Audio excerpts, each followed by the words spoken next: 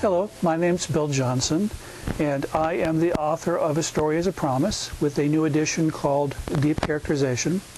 And I came upon the Story as a Promise idea. I worked for a literary agent, and I was reading novel manuscripts. And all the manuscripts were taking 40 pages to get to the first page. And so I came to see that what a story does is create movement, and the movement transports an audience. So in the cases of these novel manuscripts, until there was a main character who wanted something, who was on a journey, the action of the story was inert, no matter how active it appeared on the surface. So essentially the 40 pages were just details of things. So the Story as a Promise idea is about the mechanics of what makes a story work and how a story transports an audience. And when I worked through those ideas, my idea was that if I could teach people that, people would learn to write well. And what I discovered was many people did not learn to write well. And I'm talking not just about classes that I taught, but I've worked with people that have been taking writing classes for 20 years.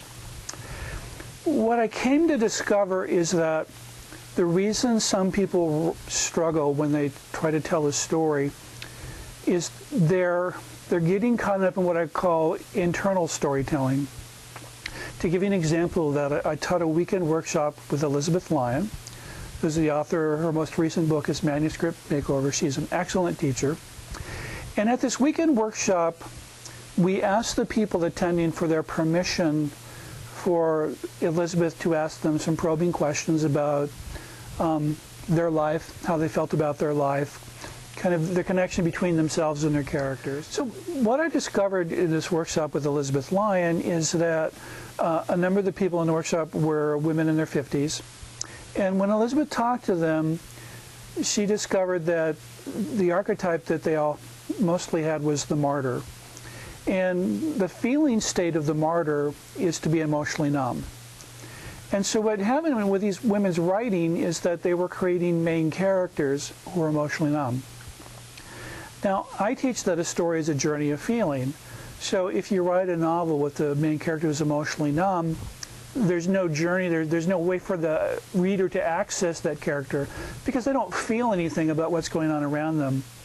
So what I came to see is that many writers are operating around an internal drama. So the person who's emotionally numb creates a main character for the purpose of they can put the character into situations, and the author can experience feelings about the situations they put the character in.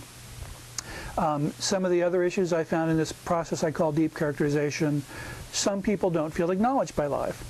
So they will create a story world and put a main character who's an extension of them into that story world, and that main character will be acknowledged. And so that kind of storytelling, the purpose is not to transport the reader, it's to transport the author to a place where the author gets some fulfillment of the story's promise.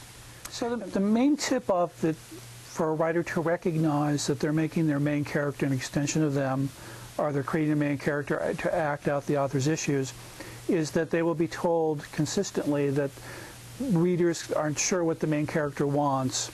And another sign is that authors will be consistently told that their minor characters are more interesting than their main character. And one of the reasons this happens is because the minor characters will be given, characters define themselves by what they want. And the minor characters will be very clearly defined. They want X. You know, they're angry, they're judgmental, they want to get even with somebody.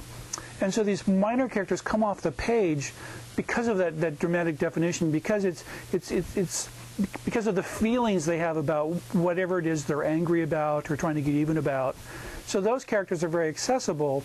You know, you know what they, you know, they have a goal, they're absolutely determined to get what they want.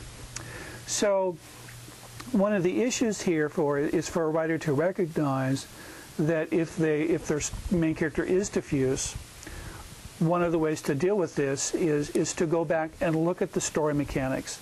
You know that I talk about in A Story as a Promise.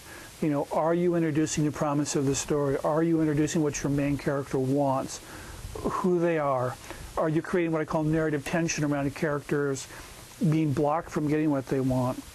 So that's the answer to some of this, is simply to go back and look at the mechanics of how you're telling that story.